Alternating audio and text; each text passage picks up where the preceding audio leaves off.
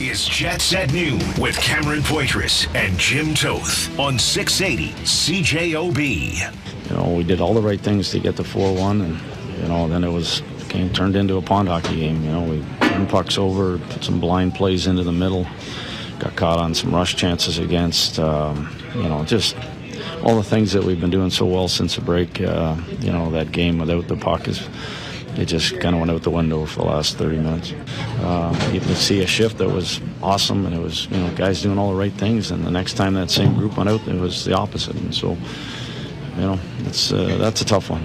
That's a tough one for our group. Well, Jim, here's where the Winnipeg Jets fan base thought process is. Justin texts the show. Free for all Friday, everybody. 204-780-6868. Justin texts the show.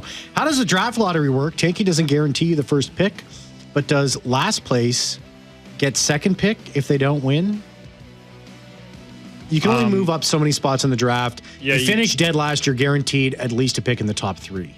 Yes, the top three. That's right. I think you have a 25% chance or so at the first overall pick, and then I don't know the exact numbers, but yeah. That's what would happen. And so this is where Jets fans, that's Scott Arniel there at the end of the 6-5 loss last night to the Toronto Maple Leafs. This hour is brought to you by Wash Method Car Wash, 690 St. Anne's Road and washmethod.com.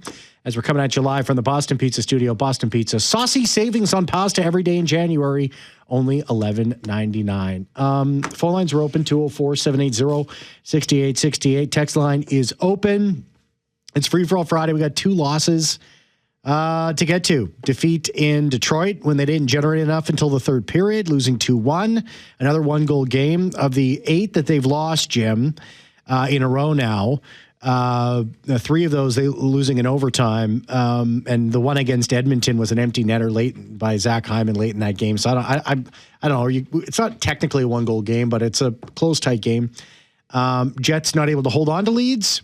Jets not able to get leads until last night. Not able to find a way to get back into one-goal games. And this is where they're at. They're dead last in the NHL, and they're in big trouble. The team is in very, very, very big trouble. Jim Toth, the amount of defensive naps, all 6 players, and I'll include Eric Comrie in there. He's definitely not guilty for absolutely everything. But the amount of defensive naps that roster last night took, I mean, what do you expect? And when they played pretty well defensively against Detroit, despite some turnovers that went up in the back of their net, I mean, what the heck do you do? I mean, here we are. Well, Cam, a couple things. I'll be real quick and we'll get to the phone calls. Yeah. I don't think that is their worst loss of the year, but I don't think it's just that. I think it's their worst loss in about 5 seasons. A lot of people have been reaching out to me, so are they still in it and are mad at me that I say, and I'm stunned when we sat down today and you said there's 7 points out of a playoff spot, dead last in the National Hockey League. I also think that's a major reason why they aren't pulling any trades yet, because there's so many teams that are literally still in this. I said when they got back from this road trip, we'll know one way or the other. And I think we're going to know one way or the other, and we're leaning towards one way. Yeah. They, up until last night, when they blew the 4-0 lead, have played really good hockey in the last 4 games. Nothing to show for it, but yes. Nothing to show for it and no goals. Again, I said this last year during a losing streak. If there's one thing I didn't think the Jets would struggle with, it's scoring goals. I didn't think this team would struggle this much to score goals. And one line isn't. They're having career years. But during this 8-game losing streak, other than last night, they have 1, 1, 3, 3, 2, 0, 2, 1, or 5.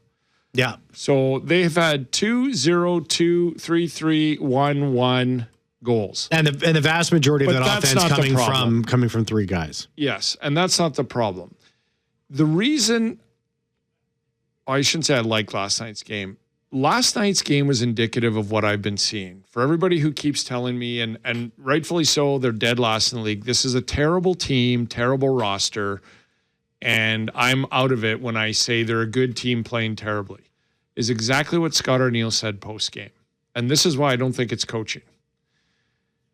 I would put a line out and they would do everything right and make no mistakes. The very next shift, not the next period, not one rare downshift in 6, but the next shift, all 3 players would do stuff the opposite of what they did so well, make mistakes, and turn the puck over.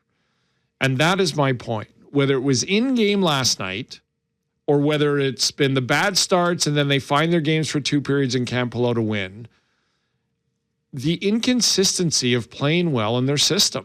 And I've got emails, I've got texts, I've got social media reach out. They're a terrible team. If they were a terrible team, then this wouldn't be surprising any of us. The fact that they can build 2-0 and 4-1 leads tells me they're a good team. Not a great team, not top 5. I'm not trying to kid anybody. But when they make their own mistakes or their own worst enemy, and for all the people, and I appreciate it, again, Rocky and everybody else who sent me emails today, you're telling me that up 4-1 or 2-0, Scott Arniel said, stop doing what we're doing. Let's try something else. They know what they need to do. They say what they need to do. They're not. I don't see any player skirting the issue and dropping cliches in the past 2 months. Every player I hear goes, we got to be quicker. We got to protect the puck. We got to stop turning it over. We got to enter the zone quicker. We got to get on our forecheck. We got to take away the neutral zone. We got to stop letting things come down the middle. The last 4 games, they've done all that, and they've got nothing to show for it. But last night's loss and the fashion in which they lost it, I think might be the last straw. I don't know as a coaching staff where you go from here. Well, that's the problem.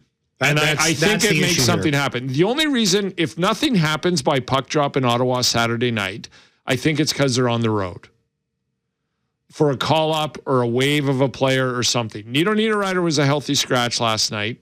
I think Namestnikov is next. Perfetti's close too as well. He's chipped in a couple of points here, but see, Perfetti has played better lately, but it's not good enough. But he doesn't have intensity. We haven't seen any intensity. What happens with the top line playing so much is they made a ton of mistakes last night. Yeah, because they're playing 25 minutes a night. And it's all on them. Correct. I knew that this was going to happen with that top line, that they were going to start making total defensive lapses because they're the only ones scoring any goals. So subconsciously, you're obviously going to start cheating. You're not going to say you're going to do it. You're not going to try to do it, but you're going to, because you know personally that you're the only person that the only couple of guys that the team can rely on to win games, because no one else is scoring goals. But here's the thing, Jim, and is it coaching? I don't think it's not entirely coaching. It's not entirely, it's the whole picture. If it was 1 or 2 things, it would have been addressed by now. Jim, the organization has to wear the fact that right now, as of this moment, this is the worst collapse year over year in the history of the National Hockey League. This is their worst losing streak since 2011 when they came here. This is the worst collapse year over year in the regular season, in the first half of a regular season in the history of the National Hockey League. No team has gone from one year to the other worse than the Winnipeg Jets. The organization has to wear that. It's not the coaching staff. It's not the players. It's not just Chevy. It's ownership. It's management. It's coaching. It's players. Well, the GM has to do something. Well, now. Jim, it's at the point where I wasn't till now. It's everybody on this team. They now have to do something. So when you start going into the history of the NHL to find out just how bad things are right now for this organization, from where they were to where they are right now, everybody has to wear it. Every single person. Yes. There's no, this person, oh no, this person doesn't take blame. This person doesn't take blame. These guys don't take blame. It's on absolutely everybody. Except maybe Connor Hellebuck. I mean, maybe I'll give him a little bit. If we're talking specifics about last night's game, Cam, Eric Comrie was horrific in the third period. And I honestly, when it was... Chris says the Rangers did it in 43, first to last. How many teams are in the league in 43, Chris? I get your point, but... I might have pulled Eric Comrie last night. When Mark Scheifele made it 5-4, I shouldn't say I might have. And it's a panic move. And I know that's why I'm not an NHL coach, never will I be, but I would have panicked and pulled him and put Hellebuck in. That's how important last night's game was. Isn't that where we are, though? Panic moves, just do something crazy to figure out if it works? And look, everybody knows how we all like Eric Comrie, and he's a great guy. Yes. you can't be part of the problem when there's a ton of problems. You got to be part of the solution. Yeah. And the third period was horrific. The Stetcher goal was terrible. The turnover was worse. Yeah, it was. And I would have pulled them when it was not at 4-4, but at 5-4, I would have pulled them and put Hellebuck in. And I would have. And here's the point of not dressing Niederreiter last night. It would have been the point of, this is how desperate we are. Wake the F up. I'm pulling this guy in the middle of a period with a 1-goal lead because that's how desperate we are. Now, I know coaches don't coach desperately, but that's what I would have done. And maybe that's why I'm an idiot. Well, I don't know, but let's go to the phone lines. Hey, Peter, welcome to the show. Hi. I'm calling to say, so it was in May sometime this year, like May 23rd, that's probably about the exact date. I called in to say that the general manager doesn't know what he's doing. Players don't want to come here because the team is not. I kept hearing about top 5 Stanley Cup contending team. I said they're not. Players go to top 5 Stanley Cup contending teams. They, like Brock Nelson, he knew Colorado, bigger chance than Winnipeg. That's why I went there. So I called in to say that last spring that they weren't going to be able to do this. They were not a good enough team. Players don't want to come here because they're not a good enough team. And I kind of got chewed out and said the general manager has the hardest job in the league. Maybe it's hard, but look what he did now. He brought in the offseason 4 old, slow guys that can't. I mean, you keep talking. They can't. They're not playing the system. They're not playing the system. They're not playing the system. Well, you can't give what you don't have. Nyquist, Toews, Niederreiter, they don't have it. They're done. Their career's over. Shen, same thing. Get him. Like it's not. He's old. He's over with. It's all there is left of him. What you see is what he is. That's just because they were good 2 seasons ago doesn't mean they're expected to be good now. They're not going to be. And then another thing is the development of players. I don't know what they're doing, but Lambert, how old is he? 22, 23? Chipperkoff, same thing? I think 22, 23. I'll double check that. Give me 1 second. Keep going, okay. Peter. Keep going. I don't want to stop you. Brad Lambert's 22. Okay, then Chipperkoff's 23. Yeah, keep going. Okay, so 2 years ago, Chipperkoff and Lambert both about 22 goals each in the AHL? No, Lambert had 7 goals last year. No, but the year before. I think it's 16 or something. The year before, him and Chipperkoff both. He had 21 goals and 55 points in 64 games in 23-24. Yeah, he had 7 goals. That's right. Yeah, so he had 21 goals. Yeah, go ahead. The following year, he had 7 goals in 61 games. What was Chipperkoff 2 years ago also? Keep 17. 17, 7, and then now 1. 17 goals 2 years ago, 7 last year. Yeah. So in 30 games, albeit. Yeah, and he had a bad injury. Yeah, he had a bad injury. Okay. Something's not right with the development. What player, what team? You know, you saw what Dallas did with Wyatt Johnston, 19 years old, regular lineup guy. You're going to have to start doing that with players because if you don't take the growing pains, they're never going to grow. They're going to just sit there and rot. They're poorer than what they were 2 years ago. Who was the last player they developed? Perfetti. We see how it worked. Dylan Samberg too as well. No, Peter. I'm going to let you go. I mean, Samberg. Okay, they had one, but before that, who was it? Kyle Connor, Ehlers, Line 8. They were doing something different. Paul Maurice, the guy knew what he was doing. How old was Kyle Connor, Ehlers, all 3 of those guys when they the first game? How old were they? Peter, like I appreciate your call. I just got to let you go here because we're gonna have to move on and we have to take a break here. But the one thing that I think I'm really gonna get your back on, Peter, is that they have not developed. They haven't had any guy that's been able to step in to fill Nick Ehlers' shoes this year. That's been a big blow. Cole Perfetti has not panned out this year whatsoever. He lacks the intensity to be, I believe, an elite player in this league. To be a guy that can go out there and score 60 points. He just, I don't know if he can gain that. I don't know where it is. He doesn't have it. And the fact that Nikolai Ehlers left, big hole. Perfetti needed to fill those shoes. Another guy, Chibberkoff or Lambert, needed to be ready. And I know Chibberkoff's been dealing with a lot of injuries. Lambert, I think, is a different story, but they traded picks away to go after Cups when they were in the playoffs. There's a lot of context there, but the fact of the matter is they didn't have a guy to step into those shoes, and the team is suffering because of it. Here's why I disagree on the development is because Dylan Samberg was developed most recently. Morgan Barron, albeit in the NHL, has developed into a great player. under some guidance. I think Peter's specifically talking about draft picks. I think that what's his name? Well, Chaz Lucius was just. Well, he literally has a disease that he had to retire. Yeah, I mean, he was a good player. And then, Danny Zhilkin. Danny Zhilkin is somebody who I love, has developed very nicely. So I get it. There's no Kyle Connor coming. There's no Kyle Connor in the system right now. There's no Nick Ehlers in the system right now. So that's a fair point. But from what I understand, Lambert and Barlow and Yager are on their way, but they're not ready. And all you have to do is look at the American Hockey League stats. But I think last night's game might get them a look now.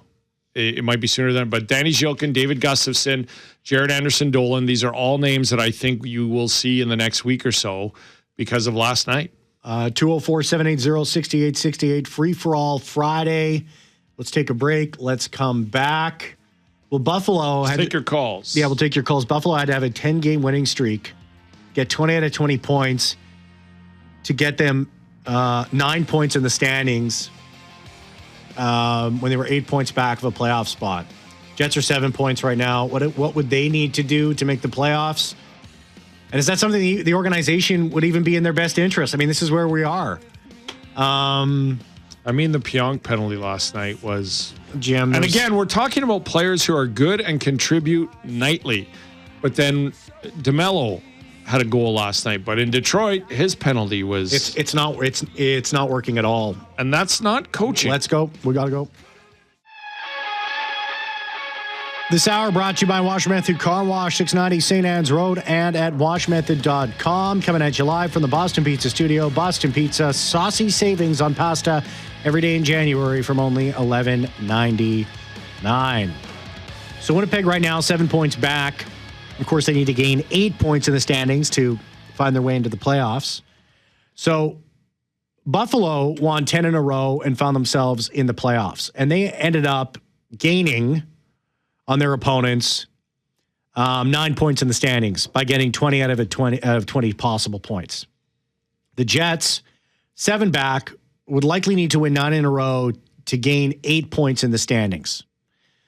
So, crunching the numbers this morning, the likelihood of a team in the Western Conference making the playoffs, they need to have about 90 to 95 points. That means the Jets would need to win 28 to 31 of their remaining 43 games to have a chance at the playoffs. A chance. That would mean they would need to collect about 2/3 of the available points for the rest of the year. So every 2 games, they need to win 2 out of 3 games. Yeah, it's that's such a great stat that's how much a 10-game winning streak will go for you. And not only that, Cam, they need to go on 10, 11-game winning streak, and they need 3 teams to not. Yeah. To start, the Predators are red hot, and they need the Predators to go on a 2-8 streak then. Well, they would need to win. They'd have to go on a 9-game winning streak, and then they would have to probably win 3 out of every 5 games throughout the rest of the year to make the playoffs. So they're chasing, San Jose and Seattle. San Jose is 6-4 in the last 10. Seattle's 5-4-1. Yeah.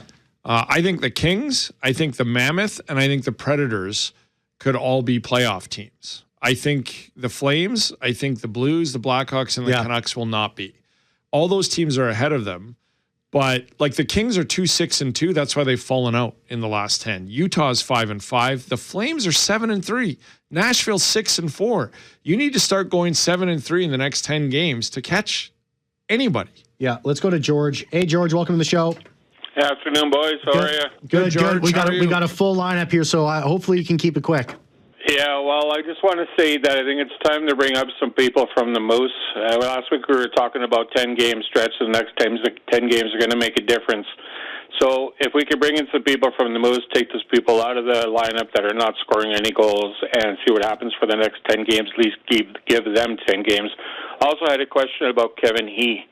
Can we not bring him up and give him a test run in the NHL, or is he not on contract with us? Well, he is on contract, but I don't necessarily think you'd I wouldn't call a guy out a junior for this. No. Well, he's 20 years. He's going to be 20 years old already. Like, it's you take a look at other players that are 19, 20 years old in a National Hockey League. Like, what's his points right now? He just got. I think he's with the Flint Firebirds now. He's got an assist in one game there. He's got 14 goals, 31 points over 28 games. I mean, George, maybe eventually, but he's not the answer. Right? Yeah, this is a good point, George. I don't. And I'm not disagreeing with Kevin. He or some of the other prospects, Thank you, or any of the Moose players. But just look at their stats at the level they're at, and what do you think that equates to at the National Hockey League level? Like, all we're talking about is how top 9 players, second and third line players on the Jets, can't score. I don't see well, let's go to Brad Lambert. Yeah. He's got 5 points in 16 games, and he's got 2 goals in 16 games in the American Hockey League.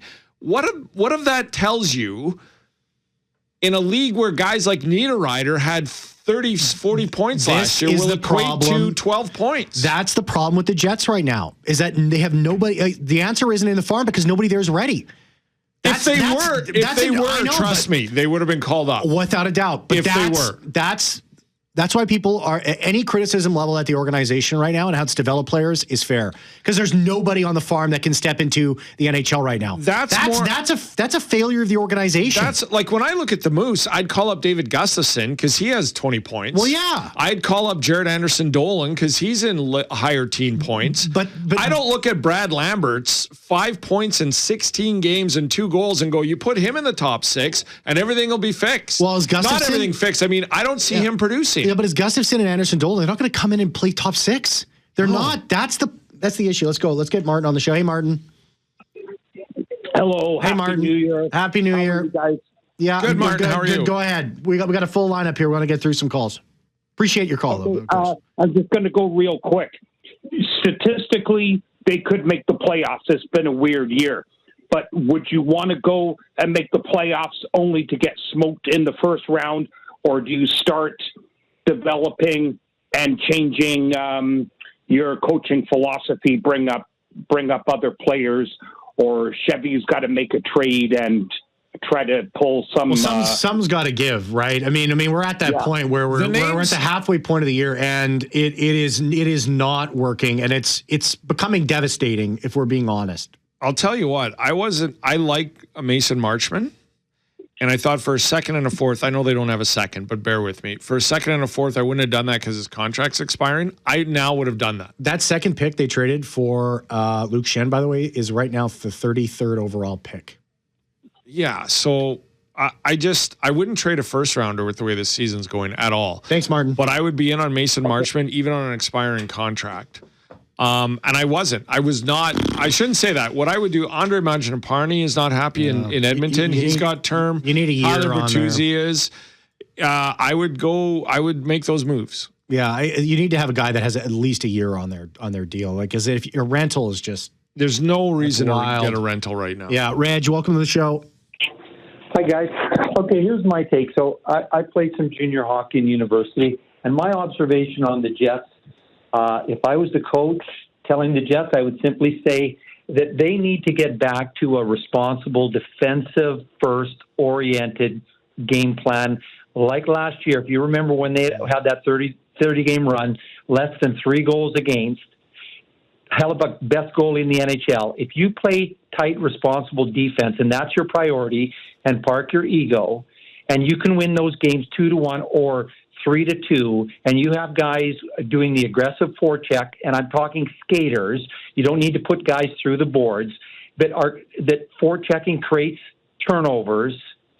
I think that's how the Jets turn this around, is simply playing more structured defense, forwards coming back to support the defensemen. They haven't done that consistently like last year, and that is what my observation is. Reg, I don't know you, but that's exactly what I've been saying. And when they have done it, they've been successful. Absolutely. And the other problem is when they have done it, they can't score a goal. That's the problem. That's why they were chasing it last night. Yeah, that's why they were buy into that philosophy. You're right, Reg. You're absolutely right. But the 3 games, Detroit, Edmonton, Nashville, they played great. They got nothing. They had nothing to show for it. Reg, that's what I said about last night's game. How do they build a 4-1 lead? Doing exactly what you said. They had a bad start. Toronto hit 2 goal posts. They had a horrible start. Then they settled in defensively, and they managed to go up 2-0. Then they managed to go up 4-1. And then what happened? Their defensive game left them. One of the hallmarks of the Jets in the past has been very good skating team, very fast, forces the play, forces on the forecheck. They've got away from that. You look at Perfetti, you look at Namestnikov, you look at Niederreiter, you look at these guys. They are not. The speed's not there. You got to have the speed in the forecheck to create turnovers. They're not doing that. Thanks for the call, Reg. Appreciate it. Thanks, Reg. Thank you. Let's go to Ed. Hey, Ed. Welcome to the show. Hey, hi there. Good. What's up, man? Good. I'm not going to keep you long. I love the Jets. I don't understand management. Last year, Jets were a Stanley Cup contender. And you stay with those people. Yeah, they lost in the second round. You stay with that team and carry on this year, like Colorado did, St. Louis, Dallas. No, they couldn't keep Ehlers. Ehlers should be here. There's guys that should be out. It's Perfetti, Shen, Pearson. Toews should never been on this team. Nyquist, their glory days are over. They had a chance to get Mark Stone. Winnipeg didn't get him.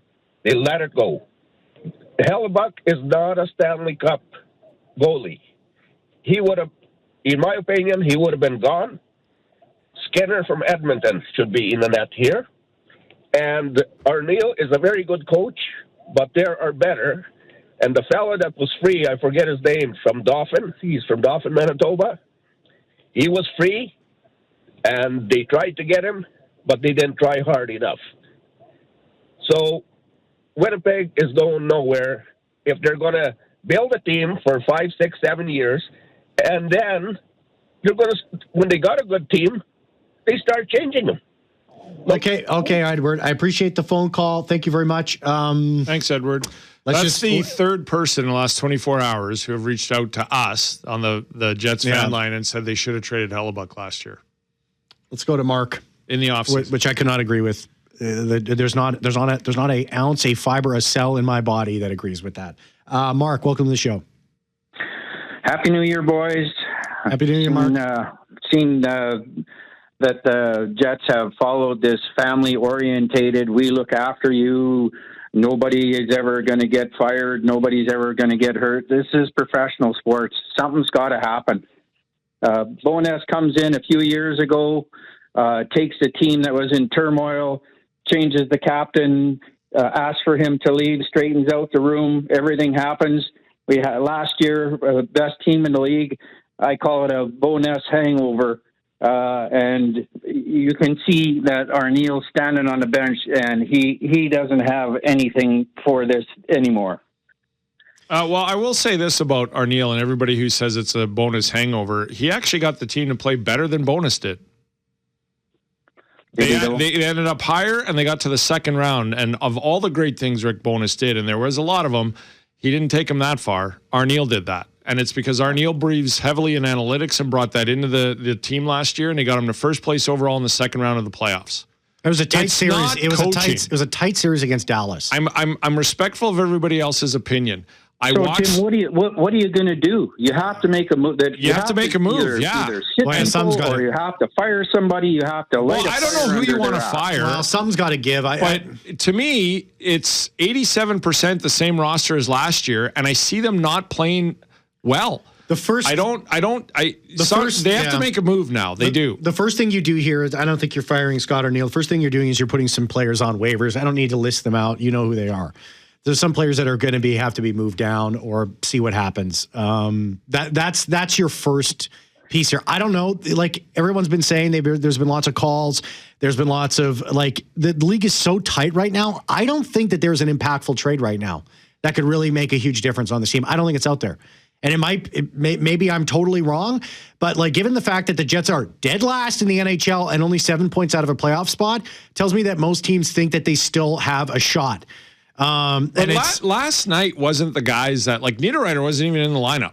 Well, I know that. Namestnikov didn't but what are you going to do? You're not going. I know, but Namestnikov did make a lot of mistakes. Perfetti played pretty well. Namestnikov had a bad turnover in the first period.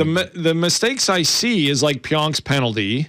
Eric Comrie wasn't good. Like that's the hole they're in is now they lose a game like that, and some of your best players were making mistakes. You can't. Those guys you can't waive. No, you can't. So it's like something has to happen.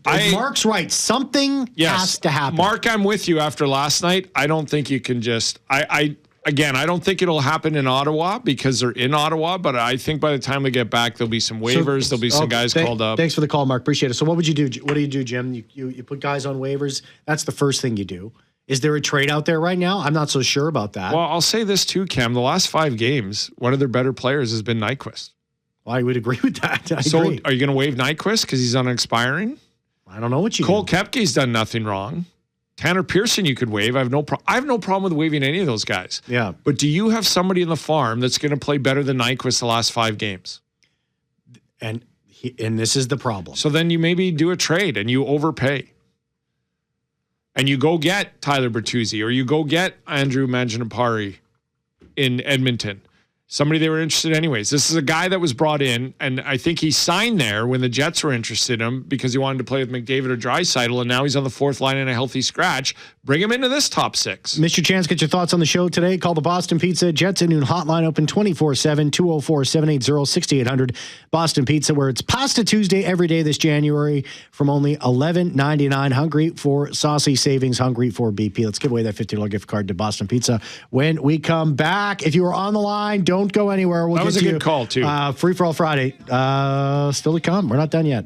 CJOB. By the way, everybody, the Manitoba Moose on our radio station here tonight as they take on the Abbotsford Canucks. Canada Life Center, 7 o'clock. This is a great experience. Listen to it on the radio or go watch the game tonight and tell us which Moose player you would call up. Call the Boston Pizza Jets at noon hotline, open 24/7, 204-780-6800. Boston Pizza, where it's Pasta Tuesday every day this January from only $11.99. Hungry for saucy savings, hungry for BP. Congratulations to this number 1 caller. That's won a $50 gift card to Boston Pizza. Thanks, Kathy. It's Kathy calling. These guys, we can't, shall we say, poop on them kind of thing because they haven't scored. We need to build up them. And by building them up, I say, get rid of the sports psychologist that they've got. She's done, or he's done. It's a local person. Get them out. I've listened to someone that is absolutely amazing at my national meeting. She worked with the Oilers. She's worked with the Rangers. She is great. As a sales team, we're in the tank last year. We're much better, and she needs to build them up. These guys can score, so I don't want to hear that they can't score. They just need to get out of this funk that they're in. And as fan base, we have to be there. That's all I have to say. So I couldn't sit here and comment on the sports psychologist because I don't know what's actually going on there. But I could say the Jets need to look at absolutely every tiny little detail to try and fix this. So yeah. I don't think anything's out of the question. I want to add, as much as I said about Mason Marchment, he had a 10-team no trade. I would assume he didn't want to come to Winnipeg. Let's squeeze John on the show. But I don't know hey John, we got about a minute here. Hey, thanks for waiting. Yeah, can you hear me? I can. Go ahead. I just want to know, and maybe you covered this, but why wasn't Bucky in that last night? What are we saving him for? The U.S. Olympic team? He had 8. He had 8 starts in a row, and it was a back-to-back. I mean, that's kind of when doesn't matter. In the old days, the goalie. Do you know who the backup was for Johnny Bauer, Ed Giacomin? You never heard of the backup. It's not the old days though. It's 82 games. There's Olympics. There's training camp. It's not the old days. It's not the old days where you had 60 games and you had a backup for 10 or 12 of them. Listen, I understand it was back-to-back. We haven't played well in front of Comrie basically for 2 years. And putting him in there, and he's gonna help us get it out. Not a chance. You know what, John? I'm not poo-pooing you. I'm just offering the alternatives. Thanks, John. I appreciate it. I'll let you go. With how much they needed that game last night, I'm with you. I would have started him last night. And I would have started him in Ottawa and see where I'm at. We did not touch any of the texts, and we got at least 100 here. Some leftovers on Monday. We'll do some leftovers on Monday. I don't want people to think just because they sent a text and didn't call. Of course, we always take callers first, but just because you sent a text doesn't mean you've been ignored. So I'm going to go through those, and we'll go through them on Monday because we got Senators tomorrow. I mean, if they lose that game, But I do think last night's loss will push something in some direction. What it is, I have no idea. And we'll talk about it on Monday. Sam, thank you, 4J, for producing the show. Great job as always. Happy New Year, everyone.